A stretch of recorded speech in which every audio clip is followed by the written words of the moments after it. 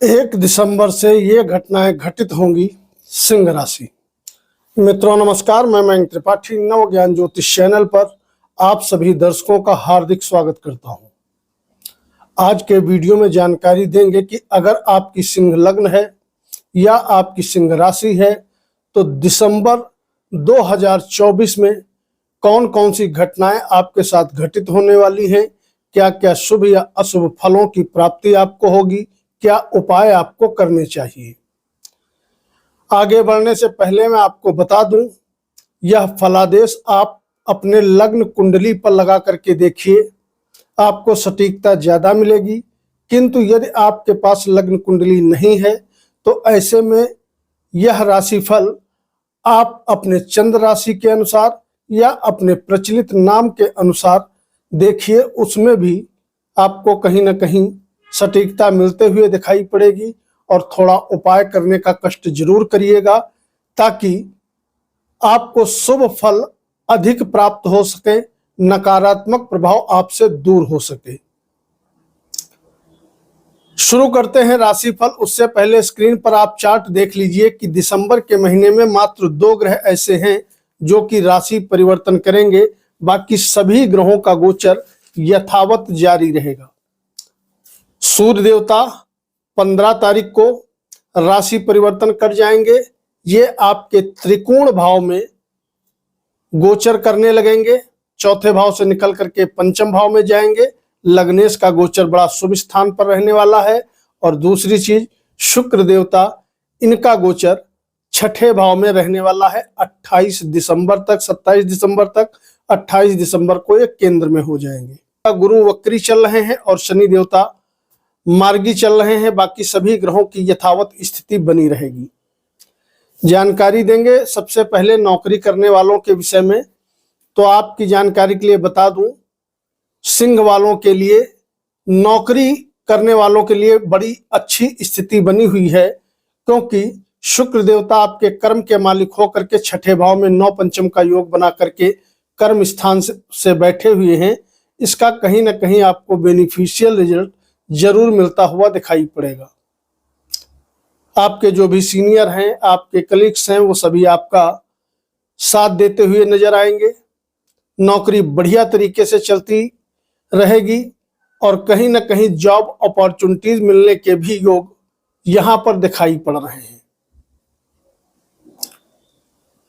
व्यापारियों का व्यापार बहुत बढ़िया चलता रहेगा, कहीं कोई व्यापार में समस्या होते हुए दिखाई नहीं पड़ेगी। व्यापार से और नौकरी से दोनों से ही लाभ की स्थिति बनी हुई है, इसका फायदा निश्चित तौर पे आपको मिलता हुआ दिखाई पड़ेगा। अब बात करें अगर विद्यार्थियों की, तो विद्यार्थियों के लिए स्थिति सो है, ठीक ठाक है, खराब नहीं है, अच्छी भी बहुत ज्यादा नहीं है। इसका मतलब ये रहा कि आपके बुद्धि भाव पर किसी भी प्रकार का कोई नकारात्मक प्रभाव पड़ता हुआ दिखाई नहीं पड़ रहा है। तो अगर विद्यार्थी हो, थोड़ी मेहनत करोगे, निश्चित तौर पे सफलता आपको मिलते हुए दिखाई पड़ेगी। प्रेमी जोड़ों के लिए भी स्थिति ठीक ठाक है, यहां पर भी कोई नकारात्मक प्रभाव पड़ते हुए दिखाई नहीं पड़ रहा है। अगर स्वास्थ्य की बात करें तो आपके लग्नेश सूर्य देवता शुरुआत के 15 दिन चौथे भाव में और पंचम भाव में रहने वाले हैं।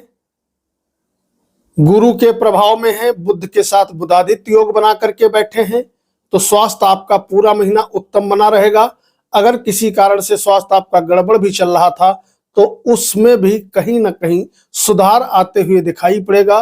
पूरा महीना स्वास्थ्य आपका अच्छे तरीके से साथ देता रहेगा। जो जातक यात्रा करना चाहते हैं, देश विदेश जाना चाहते हैं, उनको थोड़ा सोच समझ करके यात्राएं करनी चाहिए, क्योंकि अष्टम भाव में एक तो एक राहु बैठा है और उधर नीच का मंगल द्वादश भाव में बैठा हुआ है। तो यात्राओं के लिए बहुत सुंदर योग दिखाई नहीं पड़ रहे हैं। तो यदि बहुत जरूरी न हो तो वर्ष के अंतिम माह में यात्राएं थोड़ा टालें तो आपके लिए अच्छा रहेगा। भाग्य का साथ आपको 100 मिलेगा।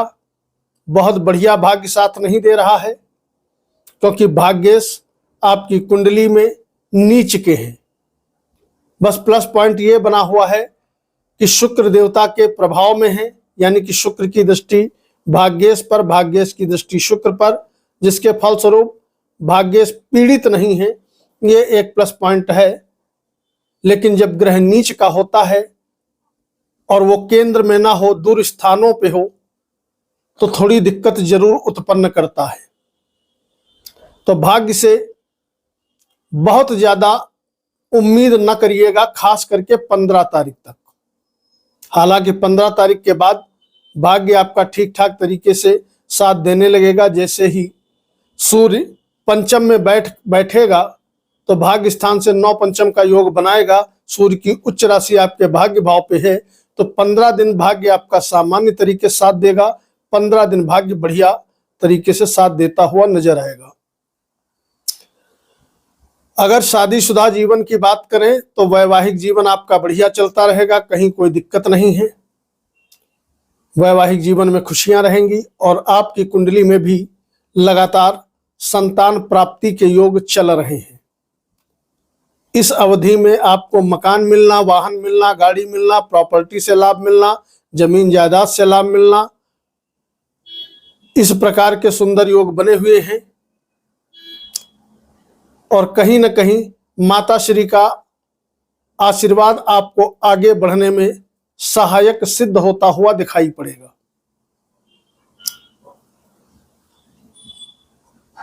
अगर आपके शत्रु बहुत ज्यादा हैं तो आपकी जानकारी के लिए मैं बता दूं, शत्रुओं से भी लाभ मिलने के योग सिंह राशि वालों की कुंडली में दिखाई पड़ रहे हैं।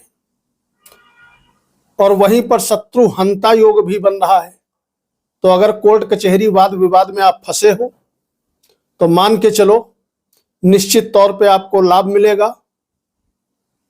कहीं ना कहीं आपको राहत मिलते हुए दिखाई पड़ेगी। इस विषय में आप भाग्यशाली रहने वाले हो। आने वाले समय में सिंह राशि वालों को अच्छा खासा मान सम्मान देखने को मिलेगा। आपके कैरियर में ग्रोथ होते हुए दिखाई पड़ेगी, चाहे आप किसी भी फील्ड में काम क्यों न करते हो। आपके लिए सर्वोत्तम उपाय रहने वाला है, भगवान सूर्य को जल दें। ओम आदित्याय नमः या ओम सूर्याय नमः, इस मंत्र का यथाशक्ति जप करें। ज्यादा नहीं कर सकते हो तो जल देते समय 21-51 बार ही जप कर लो।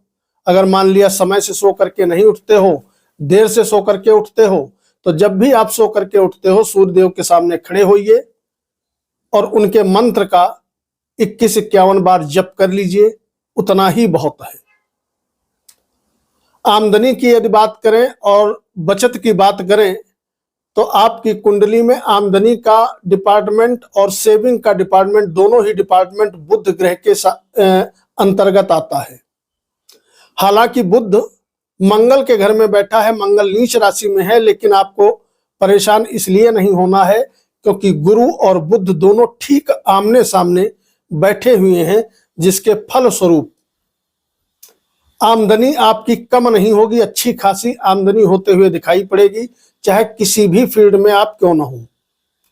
और धन स्थान से केंद्र में बैठा है बुध, जिसके फल स्वरूप पैसा आता भी रहेगा, पैसा आपको बचता हुआ भी दिखाई पड़ेगा। यहां पर आप लकी रहने वाले हो। ओवरऑल अगर एक लाइन में कहें तो आने वाला दिसंबर, साल का अंतिम माह आपके लिए खुशियों भरा रहेगा। सभी क्षेत्रों में आपको कुछ न कुछ प्रॉफिटेबल रिजल्ट जरूर दिलाएगा। वीडियो को लाइक करना मत भूलिएगा। कल मिलते हैं। मयंक त्रिपाठी को अनुमति दीजिए। नमस्कार।